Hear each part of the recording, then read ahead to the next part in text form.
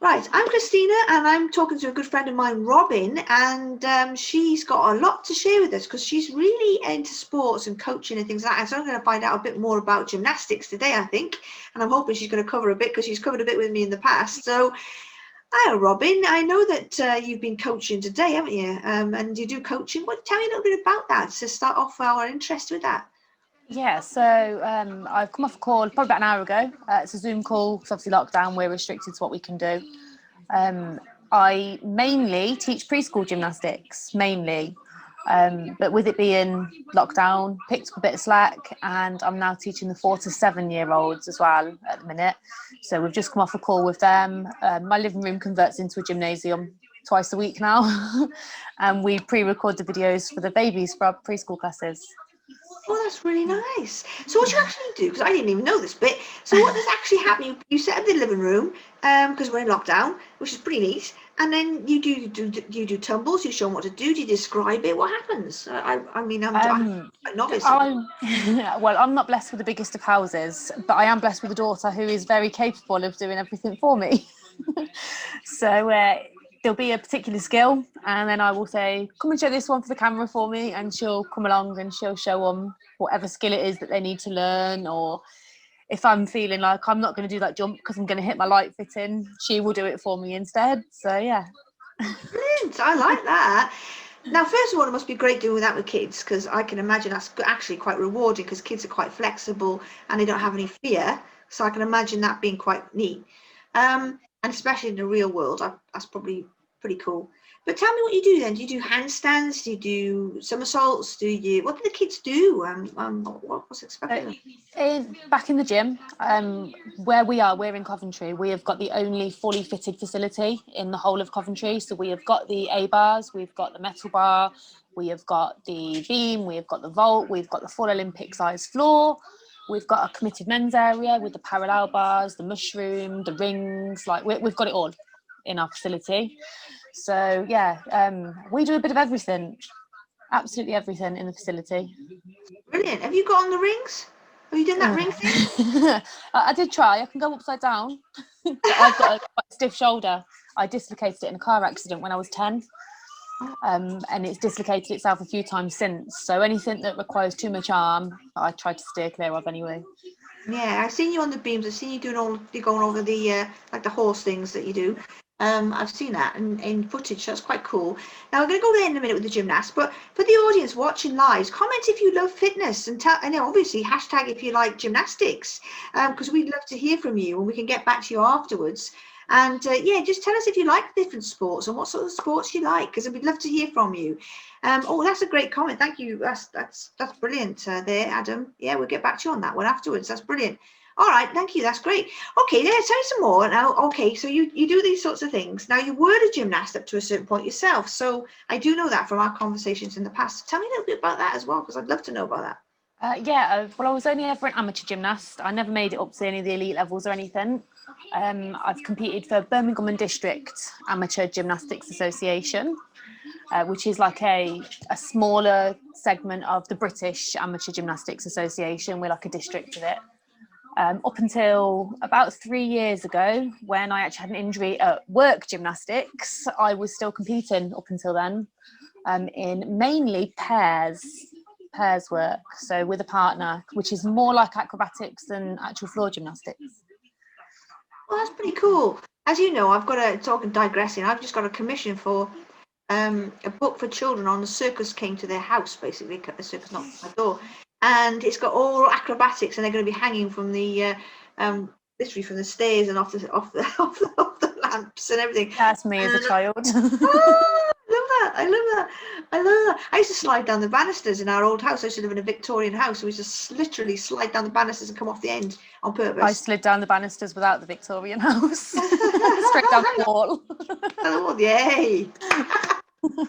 Oh my gosh, I like that. So yeah, so you've always been quite a physical person then, in terms of like some people would regard it as a tomboyish quality, but as a kid, were you always into that sort of thing, or? Always, yeah. I was never the one in a skirt. I was always the one out in a short and a vest top, no matter what the weather. Football, basketball, gymnastics, running very briefly. It's not my forte, running, not the strongest of my sports. And then also the more obscure ones, like I quite like pool and darts and welly wanging, and more recently dwyle flonking. What are those two things? The last ones, and I'll go back to pool and darts in a minute. What's the last So two? welly wanging is throwing a welly as far as you can. Yep, I actually won the Norfolk Welly Wanging Championships in, I think it was 2012. I was the furthest female thrower, and I was only about a foot behind on the males throw as well. So I did good on that one. And dwyle flonking, I don't even know where to begin with dwyle flonking. If you were to have a look at what dwyle flonking is, the description you'd get would probably be somewhere along a drinking game mixed with Morris dancing. Oh, Yeah, it's a very peculiar game. I think it's a Suffolk originated. They do it in Norfolk and Suffolk. And you're dancing around in a circle with somebody in the middle, and the person in the middle has got like a pot of beer slops, like a chamber pot full of all the old beer slops. And they use their dwyle, which is the stick. They cover a beer towel, soak it in all of the manky old beer, and then they spin around clockwise while the circle goes round them anti-clockwise, and the goal is to hit somebody on the outside with the manky beer cloth, and you get points for various parts of the body. And yeah, I love that. So now I was a tomboy, so I can relate to this. So I'm looking a bit glam today, but as a kid, I was always the one up the trees. I used to do all the cycling. I did a lot of sports back in the day, and I love things like that. And even now, I used to be very good at snooker and pool, because actually my household was just full of males. I got male cousins, it's me, my brothers, everybody's male. So I had to get good at sports. So that's partly why I think I ended up like that. But I love the idea of these fun games. I like those because they're good. I wasn't bad at darts either, actually. But I think for girls, a lot of people think, oh, girls aren't good at that. But actually, I like things. I like cars too. So, I like that about you, because it's like the tomboy thing's like really cool. yeah, darts quite a good one to be sneakily good at as well. Been on holiday a few times where they've gone, oh, we're gonna have a kids darts competition, and I've stepped up and, oh no, missed the first one. And then won the prize.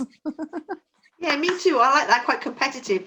So I can see that you got a competitive spirit, and I know that about you anyway, because obviously we're friends. But one of the things I do like about you is you've got a great big match temperament. You're quite comfy with cameras. You're quite comfy in front of audiences, and you're very motivated. I guess this comes with your sports background. And how would you describe yourself like that? Yeah, I'd say sports probably helped in it. I've been doing gymnastics and various things since I was 2.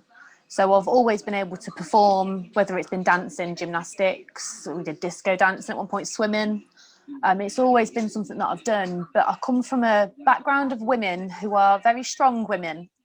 My nan was the president of the Swimming Association. So she was obviously head of the table, spoke to all of them.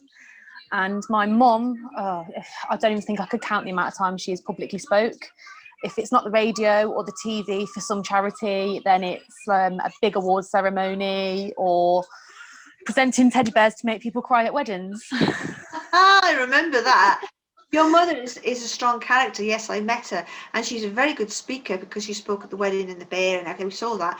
Yeah, that's a wonderful thing, because in an age where women have more empowerment, and I'm going to use that because I hate the feminists. I like empowerment. Women are being empowered to do more, and they do. And you're embodying that. I actually love that. So anybody who wants to feel empowered or is empowered, please hashtag us as well and comment below, because we'd love to hear more about that. Because us girls, we like doing the girl power thing.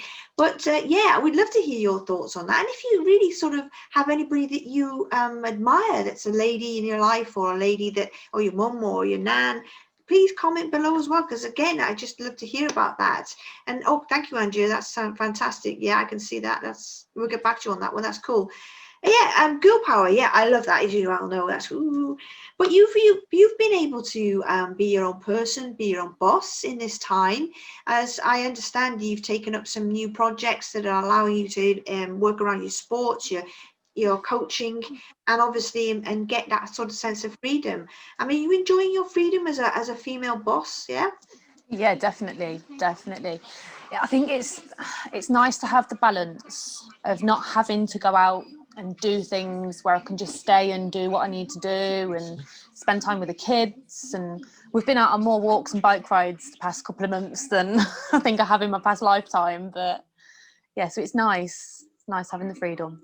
I like that too. I like the freedom. I can relate to that. I've been on more walks with Liam now than I have in a long time, and I've had more freedom with, because I've got my own boss and everything else. I mean, being your own boss, having your life in your hands, doing what you want to do with your time with your family, and running your business. I mean, a lot of people want to do that, right? I mean, guys, if you're thinking about being your own boss, please let us know, because I'd love to know what your own boss means to you. So comment down below, and that would be fantastic. Yeah, I love that. I just totally love it myself. I think you're an embodiment of empowered woman. I think that it's an important factor in today's lifestyle and in the world that we're living in. And I think a lot of people are going to relate to that.